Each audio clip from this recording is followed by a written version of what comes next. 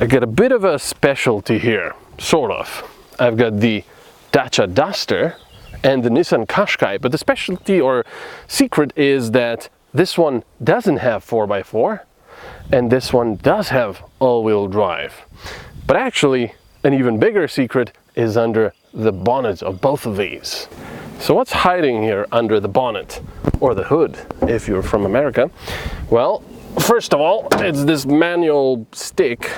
I don't know why, because that doesn't have that, the Duster. But this is a newer engine. It's not a 1.6 diesel anymore, it's a 1.7. So it's slightly bigger. And they say it has slightly lower fuel consumption, but also, perhaps more importantly, slightly lower exhaust stuff, CO2 and all that, which is going to be very important for manufacturers now, because it's going to get very, very expensive for every gram they make.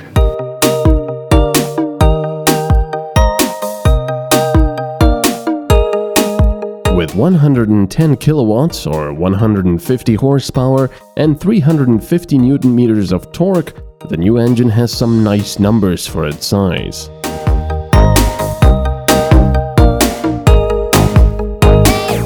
Despite the new things under the bonnet, the second generation Qashqai remains the same.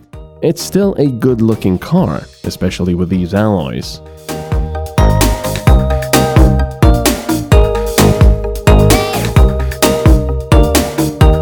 The interior is not going to give any clues to what's hiding under the front, but you will spot an all-wheel drive button.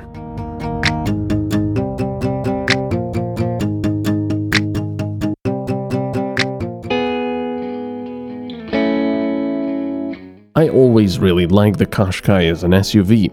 Good looking, comfortable, and with a admittedly aging but fully functional infotainment screen.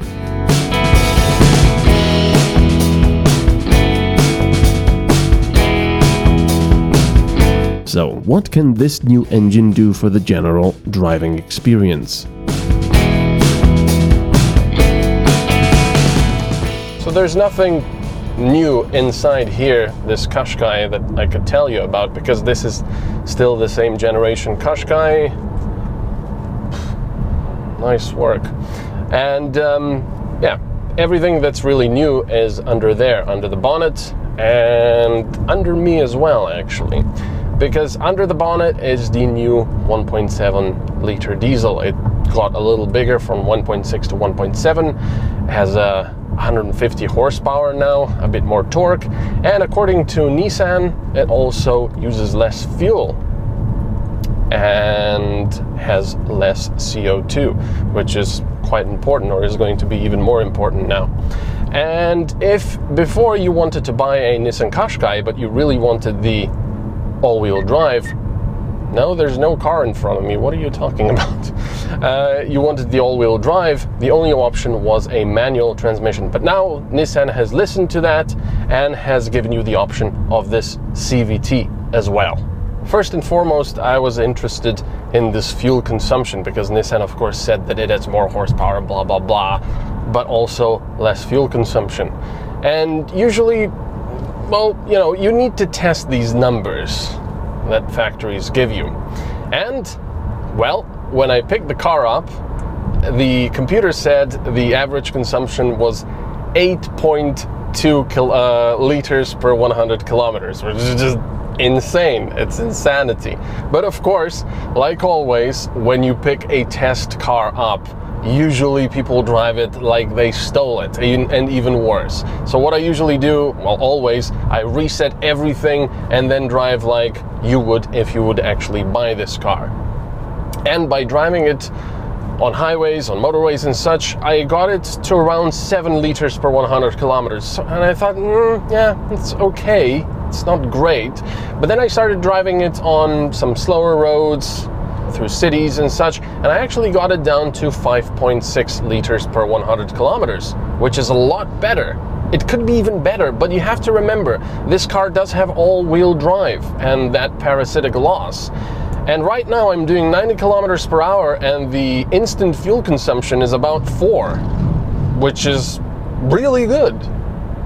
So that's not bad at all. So what about acceleration?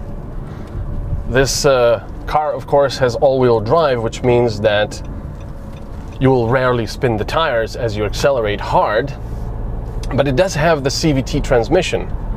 And I'm not a huge fan of CVTs, definitely not.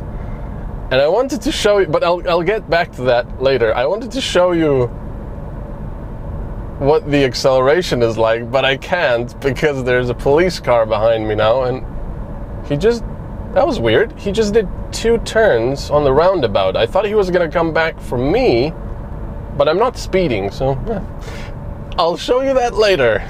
Okay, so I'm on this beautiful road, standing still, full power,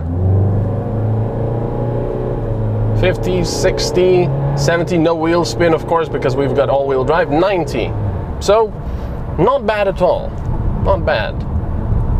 And the CVT, if I go back to the CVT, like I said before, I'm not a huge fan of them, but this CVT does try to sort of simulate gear changes if you give it full throttle. So when it gets to about 4,500 RPMs, which is about the red line, or the start of the red line, it does try to simulate, and it is fairly effective. You still sort of know it's a CVT, but it's not bad. And oh my god, is this road bad. But it's actually quite comfy. The other thing I wanted to say is that if you're driving it normally, like you would every day, and you don't try to drive sportily, if you do it economically, the CVT is actually not bad. I'm not going to say I love it, but I will say it's quite nice, because if you drive through cities and maybe some slower roads, it's actually comfy, because there's no gear changes, of course, so it's all very smooth. Apart from at very slow speeds, there is some slight juddering here and there when it connects and disconnects. But anyway, it is quite nice. If you're accelerating very lightly, it'll park the RPMs at around 1800 and just stay there. And the engine is not going to scream. It's going to just keep pulling very in a linear fashion. So in that respect, I quite like it. So you have to ask yourself then, would you want this engine instead of the 1.6, the previous one? Well, I think you won't even have a choice, because I believe this one will completely replace the other one. So, hello, there's more police over here with radars. But yes, definitely, if you still are buying it now and you maybe have a choice between the old one and the new one, definitely get the new one, because it has more power, more torque, and really, I mean, I was doing full acceleration twice now. I was driving a little more quickly, and it's still 5.6 liters per 100 kilometers. That's good, with all-wheel drive and the CVT. That's good. And there's another funny thing, actually, which doesn't concern the engine, but when me and my colleague were recording this car, the Qashqai, and the Dacia Duster, we were driving over some serpentine roads, and he didn't have any problems in the Qashqai, while, well, I was in the Duster, and at one point I was doing some four-wheel drift, because the car just couldn't really keep up on those bends. So this one is actually surprisingly fun in the corners, but at the same time, I think it's still quite comfy.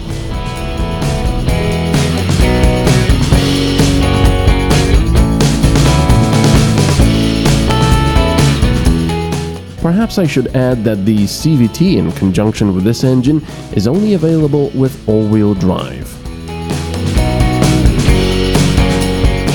The base Qashqai with the new 1.7 diesel starts at 24,500 euros. For the one with the same engine, a CVT, all-wheel drive, the top equipment level and all of the optional extras, you'll be relieving your wallet of 37,000 euros.